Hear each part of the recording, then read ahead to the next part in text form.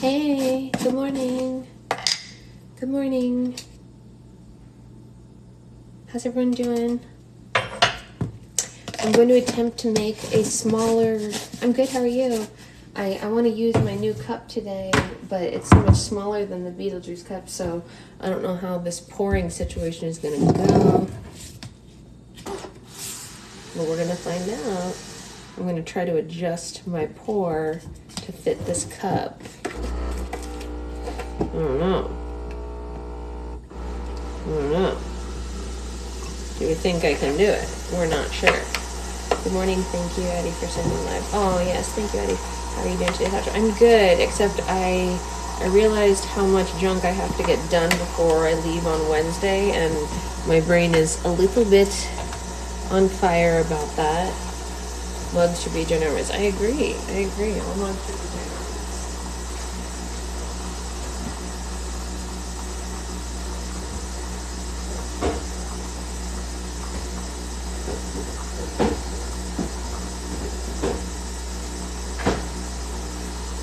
I have a lot to get done. On Wednesday, I'm going to Vegas. See Autumn and Taylor. Yup. I was bummed I fell asleep after you printed my label last night. Oh, that's okay. Don't worry. At least you know it got done, right? That's the important part, right? Check this out.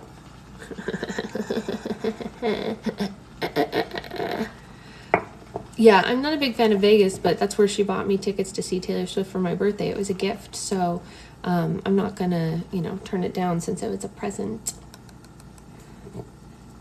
Vegas isn't my chosen place, but that's where she could get tickets, and it's close enough to here, and it was a present. So I go. All right, let's see if this worked. Let's see if I did it right. Did I get it? Ooh. Oh. Okay, I'm sorry, but that, considering how much smaller this cup is, you gotta give it to me for that one. Because, look at the difference in the cup size. So you can't just say that I'm, used to the cup. Look at the difference in the cup size. Come on. You could fit this whole cup inside of there and more.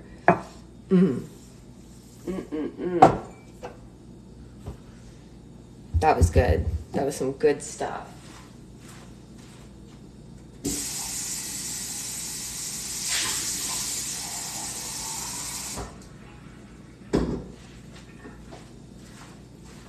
Not gonna lie, I'm pretty impressed with myself for that one. Guys, can I ask you a legitimate question? Why do people care what time it is where someone on live is? Why is that always the question? I'm not being sarcastic. I'm being absolutely serious. Why do they care? Do we know? Because, I've never got on someone's live, and unless something specific was happening, ever cared what time it is where they were. I literally just don't care. It makes no difference in what they're doing. It's so odd, right? It's so weird to me. And I'm not being mean. I'm just I legitimately don't understand it. It's one of those things that I don't think I'll ever get. It's very odd. Oops, sorry. Oh. Let me turn on the light. Sasha, I have the pink Christmas tree cup in the back too. Pink Christmas tree cup? I don't have a pink Christmas tree cup. Oh, are you talking about this thing? That's not a cup. That's just a piece of decor that I had at Christmas that Zoe stole and made her toy. She decided that it was going to stay with her forever, despite the fact that it was for Christmas decoration. She has kept it in her toy box ever since. I've never asked, but that is kind of interesting to me, especially if it's another country. I guess, yeah. I guess that's true. I guess if it's another country, maybe you... But, Google exists, I feel like it makes more sense to ask someone where they are in the world, and then you would kind of be able to know what time it is. I don't know. We just get so many questions. What time is it? What time is it? What time is it? I'm like, oh my gosh, I don't know. It's like every other minute. It's so much. Okay. Coffee. I feel like it must be people who are in a time zone where it's nighttime, I guess. Yeah, totally. I'm sure it is, but like, I don't know.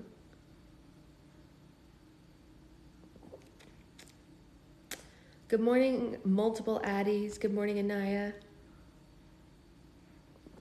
Am I saying that correctly? Is it Anaya? Okay. For anyone who's new, we're reading the Circus Train. I did not oversleep this time. I did not oversleep either. Yes, good morning to everyone. Hey. So we are reading the Circus Train. Welcome, welcome. Oh, Becca's sleepy. We're all sleepy. There's a solid chance that if you need to be put back to sleep, my voice will do it. I've been told that me reading this or anything can put people to sleep, and I don't think they mean that in a boring way. I hope they mean that in a soothing way. So let's get started on our book. We are a little more than halfway through. I'm assuming we'll finish this book right around the time that I leave for Vegas. And I meant to share with you, but it didn't seem like this was the appropriate time during the Slime Live. I meant to share what with me?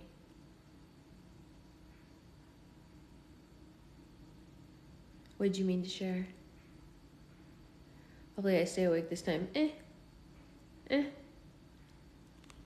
always a recap. There's always a recap, which I do need to put up yesterday's recap. I still haven't done that. What's your mug look like? My mug looks like this. Boop. This is slime. It's like Anaya, hasta lasagna, dogeri Anya. Oh, it's Anya. Okay.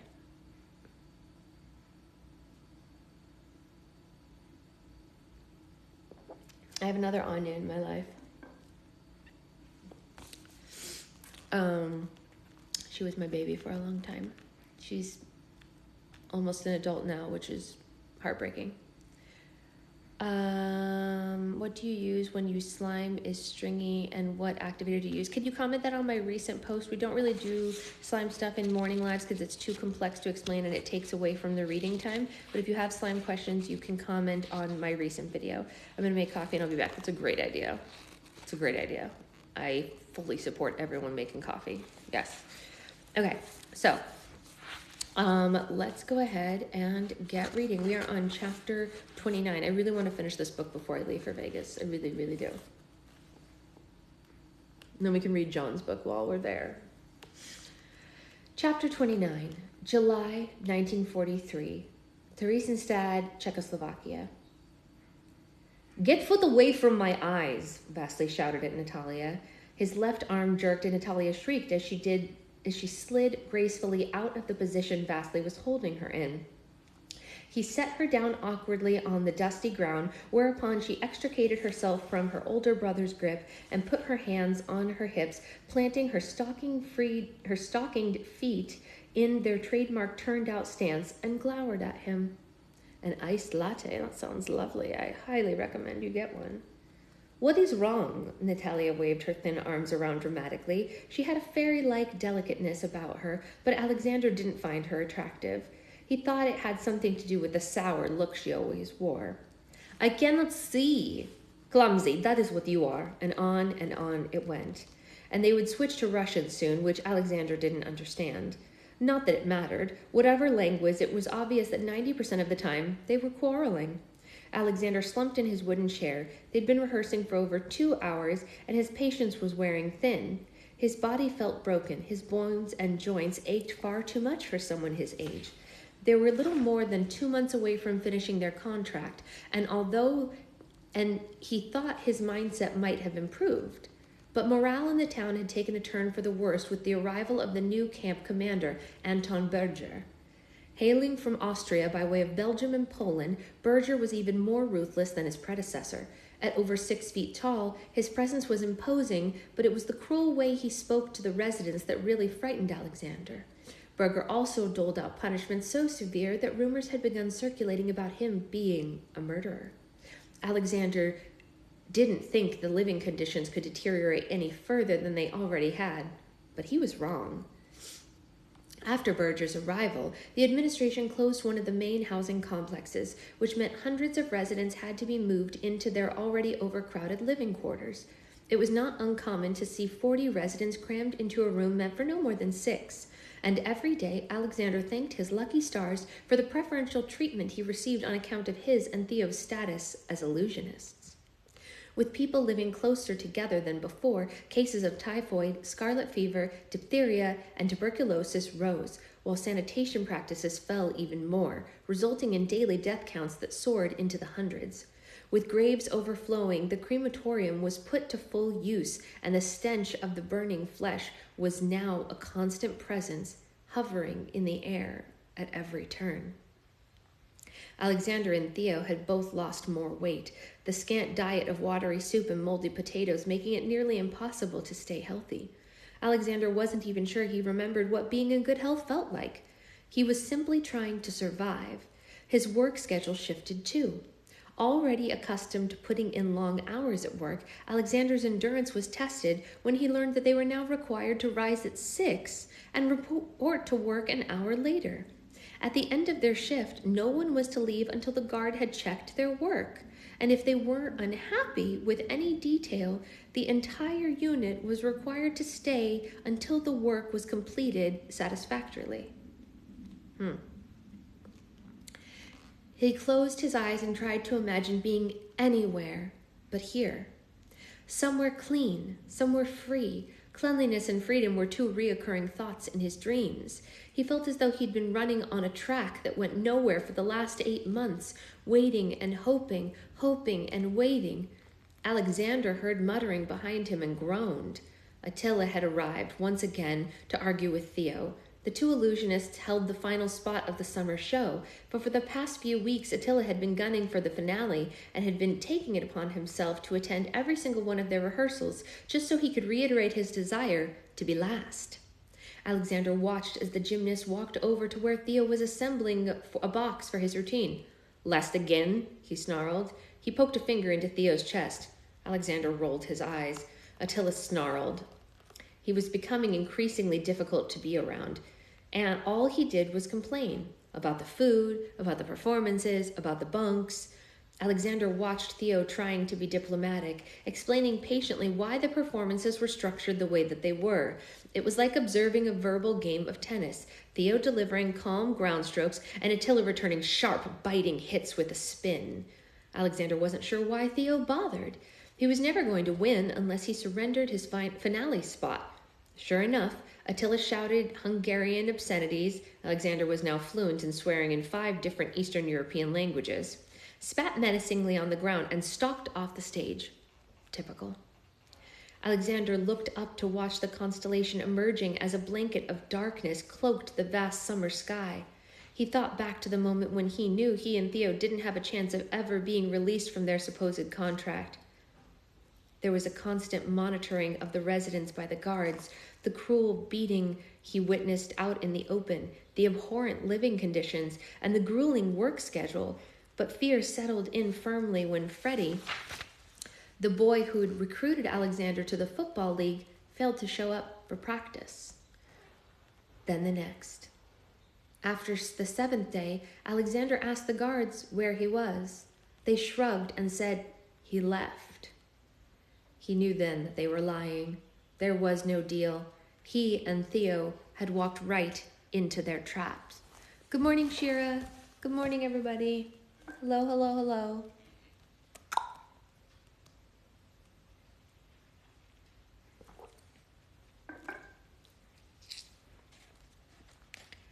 Alexander? Alexander opened his eyes to see Lee Kay smiling down at him. He blinked twice, slowly shifting his head and looking around.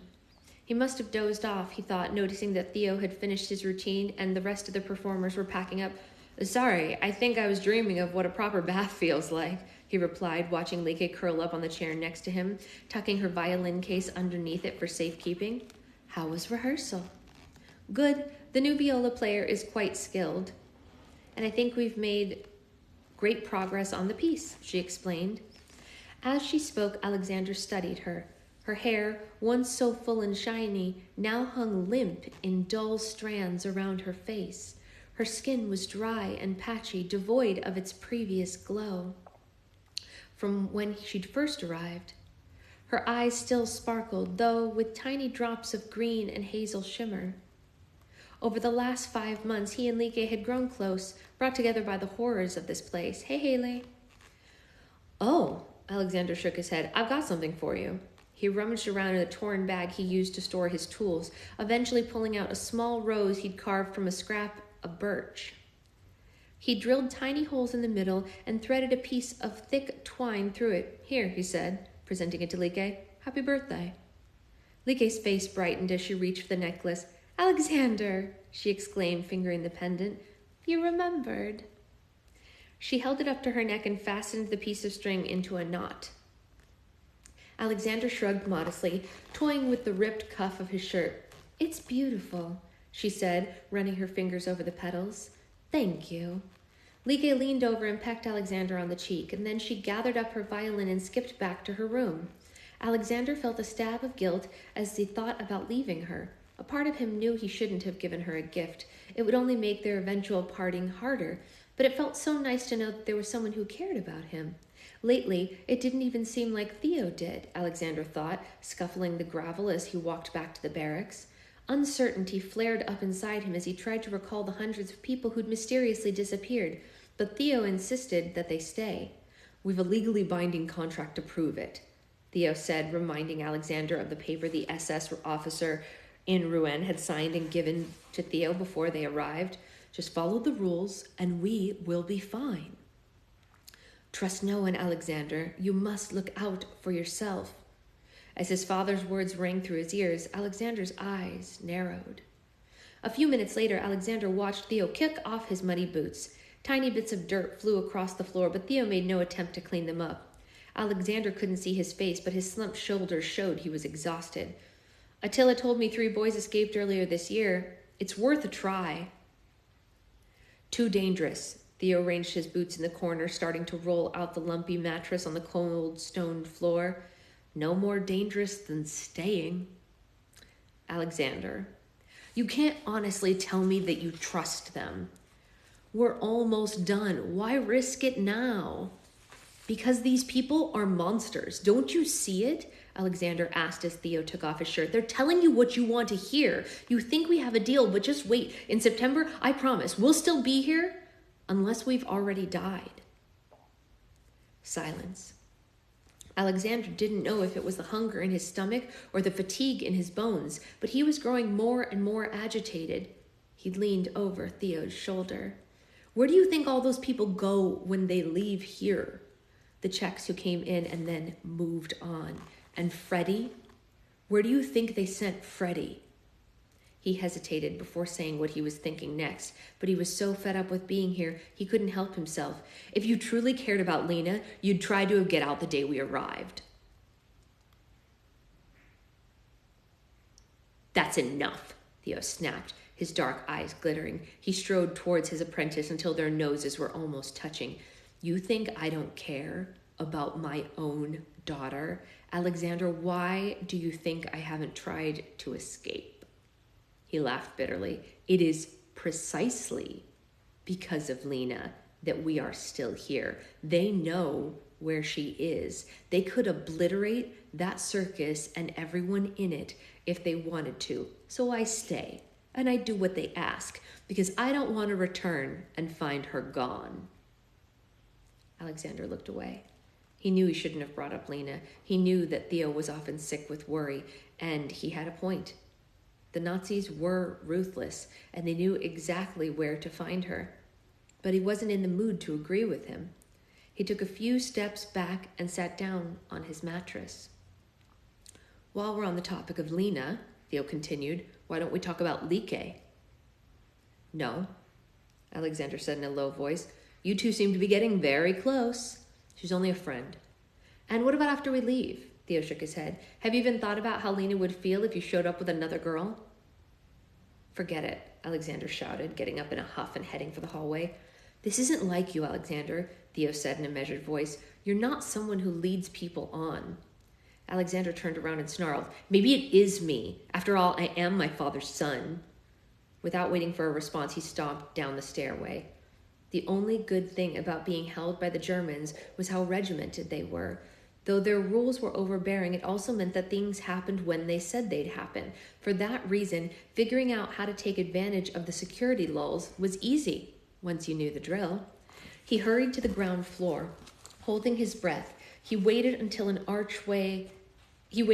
an archway a couple of feet from the exit. Eric, the guard who stood over watching this corner of the courtyard, was the worst guard Alexander had ever seen. At exactly 8:30, he'd be joined by Frederick, who was the only other guard rivaling Eric for stupidity. They were going for a cigarette break. Frederick watched the front gate, monitoring people moving between small and big fortresses. Alexander flattened himself against one of the side arches and peered around the corner. As predicted, Eric was waiting. He sniffled, picked his nose, and wiped his hand on his uniform. With the other hand, he plucked a cigarette out of his pocket and lit it. Alexander started counting in his head.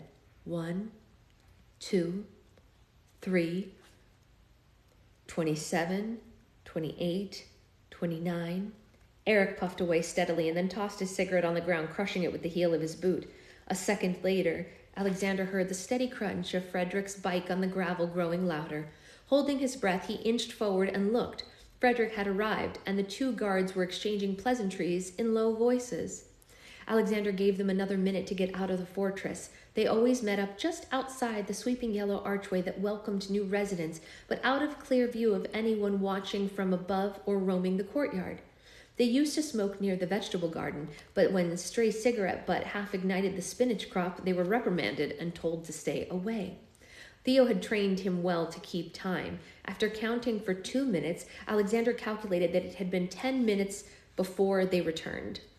He scurried out from the protection of the archway, darting behind a bin near the entrance.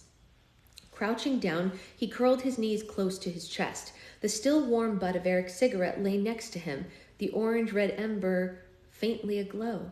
He picked it up and placed it between his lips and inhaled, feeling his body relax. For the first time he had smoked, he almost got caught. His coughing was so loud. He'd since learned to inhale more slowly, now relishing the ashy taste and the burning in his lungs. It felt good to feel something other than hunger, anger, and hopelessness. 3 states that competed for his attention day in and day out. To his left, he could make out the archway to the road that led to freedom. He blew out a curl of smoke, watching it fade into nothing in the moonlight. He estimated how much time he'd have if he was to make a run for it. It was nearly 2 kilometers to Bolshevik. He had no money, but he had skills. He was sure he could pick up enough work to cobble together the funds he needed to get back to London and to find Lena. He thought of Theo, of what he'd sacrificed to save him, of what he owed him. 2 weeks earlier, he'd pointed out that the men who had helped build the first ghetto when they arrived at Theresienstadt had promised freedom to them too. 2 years later, they were still waiting. Alexander doubled over, suddenly feeling trapped by Theo's unwavering faith in a piece of paper proclaiming their freedom, trapped by Lieke, trapped by the SS and the Czech Gardenier, who watched over them like hawks. He turned the cigarette angrily into the ground. He glanced at the gates. 50 feet to freedom. What are you waiting for, Alexander? Jock's voice flooded his ears as Alexander stared wistfully at the cold metal bars. Then he turned and walked back to the barracks. Sad. It's got to be hard. It's a big risk either way. And I don't envy his situation. I mean, obviously, but you know what I mean. It's like, it's a big risk. Hopefully this will be a happier chapter because we're back in London. August 1943, London, England. Lena stared up at the magnificent arched ceilings of St. Peter's Church on Black Lion Lane. It was the perfect place for a wedding. She decided, a feeling of calm settling over her as the rich strains of the choir boys' voices filled the cavernous space. She shifted her attention back to the ceremony at the front, smiling as she watched Clara and Fitz reciting their vows. That morning at breakfast, Clara's father, George, told Lena that Reverend Montgomery wasn't available to officiate when he'd inquired 2 weeks back, but George said, waving around a piece of dry toast, crumbs flying everywhere, that he'd put in a phone call, plugged his years of volunteer work and service, and made mention of the fact that poor Fitz was only allowed 4 days' leave, and the Reverend would please be so kind as to make an exception and marry his daughter on that Sunday in August. Hey, Destiny, good morning. And here they were, at a wedding short on guests but long on love, cobbled together in the space of a fortnight with the help of family and friends. Lena glanced around, still finding it surreal that she was even present for this moment. The past 2 months had flown by. She'd been staying with Clara's family over the summer holidays in Fulham. Clara and Fitz had been trying to set a wedding date since their engagement, but hadn't had much luck, given how little notice Fitz got when it came to taking leave. When he rang Clara up saying he'd have a full 4 days off and that they could pull a wedding together with little more than 2 weeks' notice, Lena had been skeptical. But, as Clara had said, there was nothing like the promise of a celebration to spark movement in people. In no time at all, a dress was found, a venue secured, and drinks procured. Even the neighbors rallied around the Smith family, diving into their stores of pickled beetroot and cabbage, calling in favors on farmers, and supplying enough chicken, potatoes, and turnips to feed the guests who could make it. In Bristol, Fitz's mother managed to find fresh eggs and butter just 2 days out from the wedding ceremony and whipped up a gorgeous lemon buttercream cake. Clara's older sister, Franny, had put a dress on hold for her at a shop in Soho. She used her last ration coupon to secure it, Clara said of her sister as she changed behind the clothing screen while Lena waited. But that's what Franny's like, always thinking of others. She stepped out from behind the screen. Well, she announced, standing proudly, what do you think? Lena took the ivory-colored dress, at first thinking it was a little plain. The top resembled a feminine suit jacket. It had white buttons and a slim skirt that stopped just below Clara's knees. It's a bit short, but that's how all of them are these days, Clara said, laughing and twirling around in front of the mirror. Franny said she'd lend me her pearls and white pumps to match. Plus, we'll have a silver horseshoe. And I have flowers, and Fitz will look positively regal in his uniform. Clara looked so happy that Lena couldn't help but agree. It's perfect, she answered, meaning it. It's the perfect dress for a perfect wedding. And the perfect wedding was precisely where Lena sat at present, wearing a baby pink dress with a wreath of lilies in her hair, sitting in the aisle position of the 8th pew and watching her former governess marry a man she'd fallen deeply in love with. As the happy couple kissed in front, a huge smile spread across Lena's face. Doesn't she look stunning? One of Clara's aunts whispered. Lena nodded.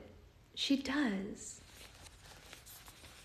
For he's a jolly good fellow, for he's a jolly good fellow, for he's a jolly good fellow, and so say all of us. The merry crowd of tipsy revelers clinked their glasses together as Fitz and Clara applauded. The ceremony had ended hours ago, and the reception was well underway. Defying all expectations of what was possible in a row house, Lena looked around amused at the scene at Clara's parents' home grew more raucous by the minute. Some of the guests had spilled out into the patch of green at the front, and still more had begun migrating up the carpeted stairs, balancing their plates of chicken and boiled carrots on their knees, trying not to spill their precious liquor. Lena had positioned herself in an armchair in the sitting room with a plate full of cake. From her spot, she could see the stairs and the kitchen and the dining room and decided it was the perfect place for observing. She leaned forward and took a bite of her cake, thinking back on the day. She'd been thrilled that Clara had found the love that she'd always deserved, but for Lena, the day had been bittersweet. Each moment, from choosing the dress to the ceremony and now the reception, cemented a painful truth. Even though she was lucky enough to get married, Lena's father wouldn't be there to witness it. There you are. Clara and Fitz appeared in front of her. Her cheeks were flushed pink, and the crown of flowers fashioned out of the bouquet she'd been carrying during the ceremony adorned her head.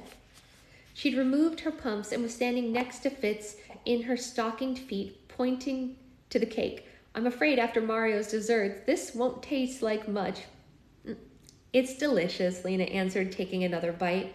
We had the most magnificent chef at the circus, Clara explained to Fitz. He'd make the loveliest desserts, Italian biscuits from ground pine nuts and almonds, cakes filled with rich mascarpone, buttery shortbreads. I dare say we're lucky he's not here, Fitz patted his belly. Did you enjoy the ceremony? It was beautiful. Lena placed her fork on her plate. But Clara, are you quite sure your mother won't mind me staying here without you? Of course not, Clara clucked. It'll do her a world of good to have someone else to worry about apart from me. She exchanged a glance with Fitz, who nodded. Lena, there's something we've been meaning to discuss with you. Clara pulled out a chair from the dining room table and brought it over. Fitz and we've been talking, and I wanted to ask if you'd consider letting us adopt you. Lena stopped chewing, her mouth full of cake. Adopt me? She mumbled. The thing is, Fitz began, we're happy being your guardians if that's what you want, but thinking about the future, wouldn't it be nice to have something more permanent? We considered asking you if you wanted to move to Thessaloniki first. Clara always said you loved it there, but to be honest, we'd much rather you remain here with us. The shattering of glass followed by a rousing cheer could be heard from the next room, but Lena, Clara, and Fitz didn't move. I had never thought about you adopting me, Lena said. Clara jumped in. I'm not suggesting that we'd replace your parents, but you could stay with me at Briarwood for however long I'm there, and when Fitz returns, you'll live with us. We can talk about other arrangements in the future. Clara took Lena's hand in hers. You don't have to decide now, but at least consider it. Lena stared down at her lap. She'd avoided thinking of the future as much as she could, preferring to focus on school. Although the big questions loomed, she wasn't ready to face them. She'd known that this was coming, knew that technically speaking, her very existence in her current state was illegal. She thought about her father, about what he would have wanted for her. It was true that he'd always spoken so highly of Thessaloniki and insisted that she know where she come from, but she didn't feel like she was from anywhere anymore. And a life with the newlyweds just might work. The more she thought about it, the more she liked the sound of it. If the last year had taught Lena anything, it was that life was too short to spend wavering. Yes, Lena said. There's honestly no rush to decide, Clara said cautiously, but Lena had held firm to her decision. I don't need to think about it. My answer is yes. Ooh. Ooh, ooh, ooh. That hits you right in the feels. That hits you right in the feels. It's Anya. It's Anya. Because she said it's like, don't get any spaghetti on ya. Right?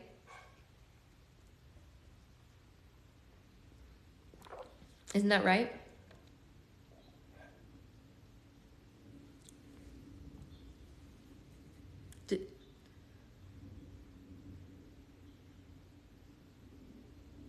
Lasagna. Yeah.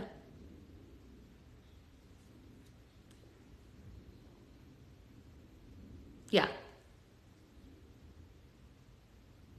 Yeah. Lasagna, Anya. Yeah. Yeah. It's like Anya. I get it. I get it. No worries. So I wanted to make sure I pronounced it right. Yeah. No, I know. She and I were emailing about it. That's how I figured it out. If y'all had freaking watched Buffy. Better than when people rhyme my name with Shelly. I'm trying to figure out what that would be. Shelly Belly? I think that's kind of cute because it could be like Jelly Belly. I don't know. Okay, let's see how long this next chapter is.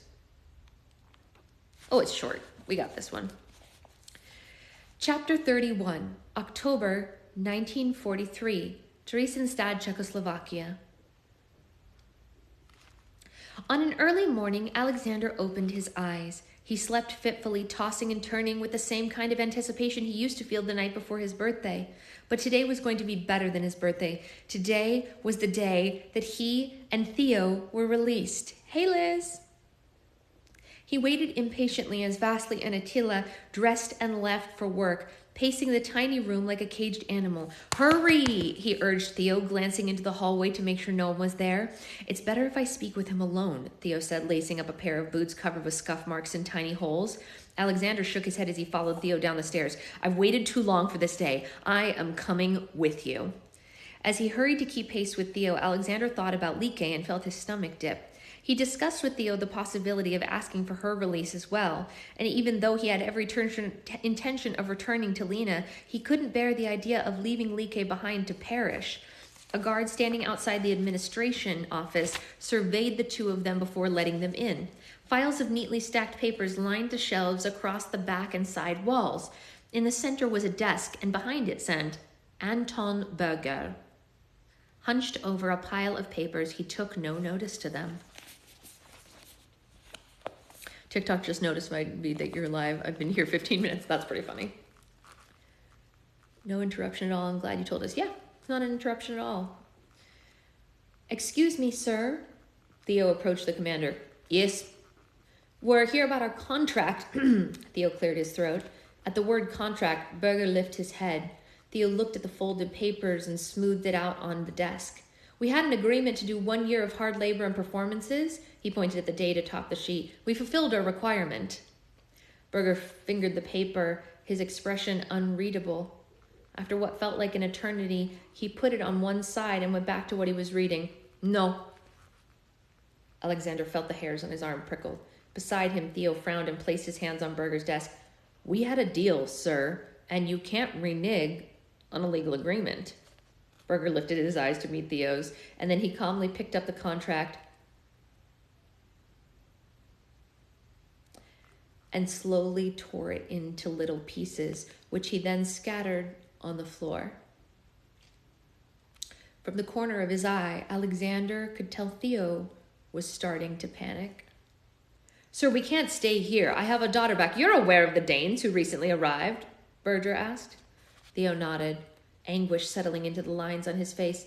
Apparently word has circulated in our town's conditions. We're to put on a show for their king next year. A ridiculous use of time to squash these rumors, but it must be done.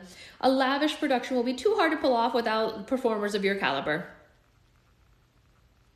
A feeling of despair hit Alexander anew. Hadn't he warned Theo? Hadn't he said that they needed a contingency plan? Any true thief will always have an alternate way out. Beside him, Theo was still feebly attempting to negotiate, but it was clear where the power lay. Alexander felt months of pent-up frustration rising within him like a venomous snake, uncoiling, readying itself to strike. Crash. In one fell swoop, Alexander grabbed a vase off a nearby shelf and threw it in Berger's direction, narrowly missing his head. He watched it strike the bookcase behind him and sent a row of files tumbling before it shattered onto the ground. You're a liar and a murderer! He tried to grab a paperweight and throw it next, but the guard behind him restrained him. At once, Theo was at his side. Stop it! Berger, who'd recovered from his momentary shock, stared at Alexander with a renewed sense of interest. Slowly, he stood up and removed his gun, pushing the smooth, gleaming tip of the barrel into the side of Alexander's head. Alexander lurched forward to grab him, but the guard kept watch and had come forward upon hearing the crash. He pulled on the back of Alexander's arm so hard that his shoulder was wrenched out of its socket.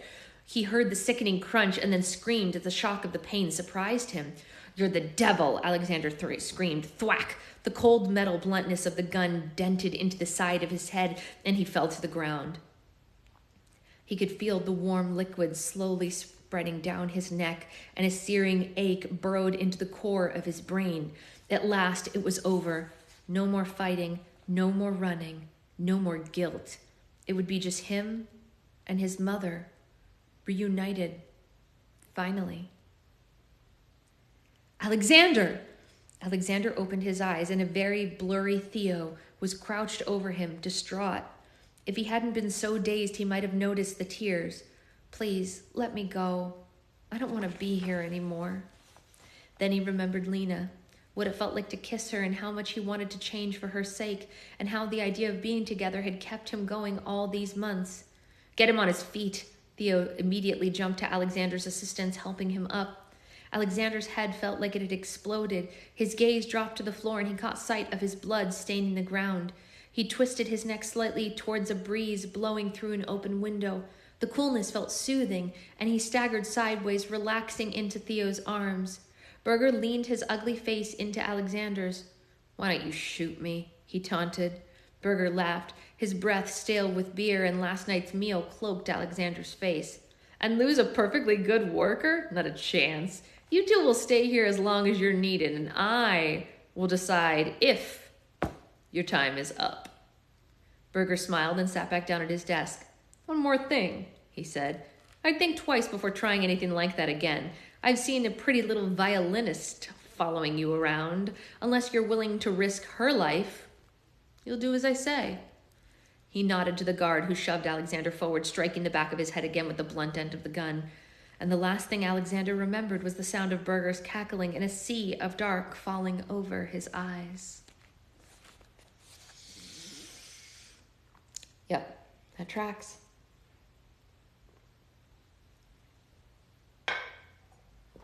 Yeah. Yeah. Oof. Brutal.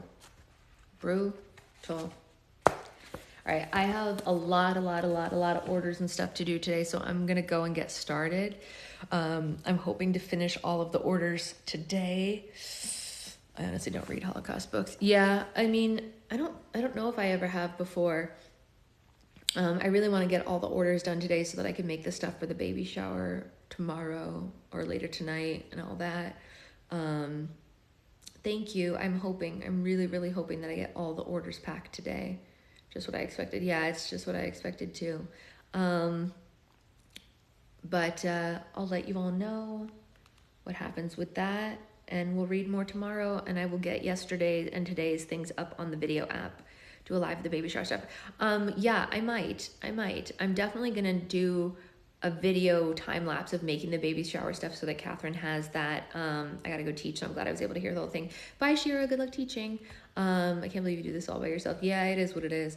But I really want Catherine to be able to have a video of all of her stuff being made for her to look back on, since she didn't get a baby shower last time. So I'm definitely gonna video like a time lapse of making the diaper cake and stuff. Have our last Girl Scout cookie book today. Oh yeah. If any of you love Girl Scout cookies and don't have a Girl Scout in your life, hold on, I'm gonna pin this so that you guys can follow Liz. This is Liz. She has a daughter in Girl Scouts, and if you're looking for a Girl Scout to support, please consider them. Today is their last day to sell their cookies. I can't eat them. Obviously, I would donate just regularly, but if you do want cookies, consider them. I wish Girl Scout cookie shipping was better. Well, you'd be getting it directly from Liz, not from Girl Scout shipping. I don't think she has a link. I think you would just have to message her. Let me pin her again so you guys can see her. Y'all can follow her and discuss. I don't think she has a link for it. I don't think they ever considered doing it online. I think they've only been doing it in person because online orders are closed, but I think you can work it out with her directly. You know what I mean? Like she can just send it to you from where she is. Yeah, she can ship directly, exactly.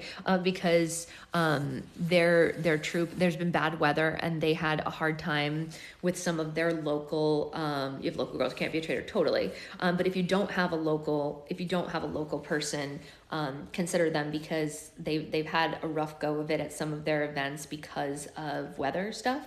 And since it's like cold and obnoxious, people don't want to go out and get it. So I was thinking like we could help them move their stock and get it done, you know? So that is why I mentioned it. If anyone needs their cookies, oh, see, there you go. We already found someone. Shira will help. We haven't gotten any yet. There you go. See, there you go. Boom, boom, boom. If anyone needs Girl Scout cookies, message Quinn. Well, it's Elizabeth, but her last name is Quinn. I just remembered I'm co-teaching a fitness class at a community event today. It's going to be fun. Oh my gosh, that's amazing. What kind? Is it like, what kind of thing do you do?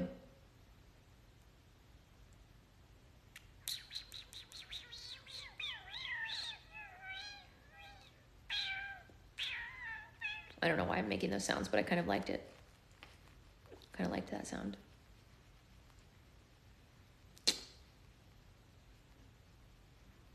That was just my like hold sound while we waited for Anya. Okay, bye. See you later, Shira.